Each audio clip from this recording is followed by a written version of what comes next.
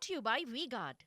સી.આર. પાટીલ ચોથી વખત નવસારી લોકસભા બેઠક ઉપરથી ઉમેદવારી પત્ર ભરવા જઈ રહ્યા છે. તે પૂર્વે સુરતમાંથી લગભગ 500 થી 700 કારનો જે જંગી કાફલો છે તેઓની સાથે જોડાયો છે. નવસારી મધ્યસ્થ કાર્યાલયથી કલેક્ટર કચેરી સુધી તેઓ જંગી રેલી કાઢીને કલેક્ટર કચેરી ખાતે પહોંચશે અને ત્યાં ઉમેદવારી પત્ર રજૂ કરશે. તે પૂર્વે આજે સુરતના પોતાના નિવાસેથી જે પરિવારજનો અને શુભેચ્છકોને મુલાકાત આપીને જે પરિવારજનો ને મળીને ત્યાર પછી તેઓ ખજોદ ખાતે અહીંયા પહોંચ્યા હતા. Surat international exhibition and convention centre છે ત્યાં સવારથી જ લગભગ 700 ઉપરાંતની જે કારોનો જે કાફલો હતો તે રાહ જોઈ રહ્યા હતા અને અત્યારે અહીંથી આ જે નવસારી ખાતે જંગી રેલી કરવામાં આવનાર છે તે પૂર્વે આ જંગી કાફલો અહીંયાથી રવાના થયો છે.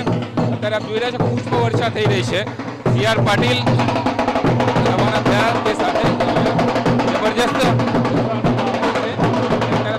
જંગી કારનો કાફલો અહીંયાથી પસાર થઈ રહ્યો છે. સુરત અને નવસારી લોકસભા વિસ્તારના લોકોમાં જબરજસ્ત ઉત્સાહનો માહોલ દેખાઈ રહ્યો છે અને આજે લગભગ 1 લાખથી વધુ લોકો અહીંયા એકત્ર થાય તેવી શક્યતાઓ જોવા મળી રહી છે. કેમેરામેન સંજય ચંડેલ સાથે Yunus Ghazi, TV9 Surat. Brought to you by V-Guard.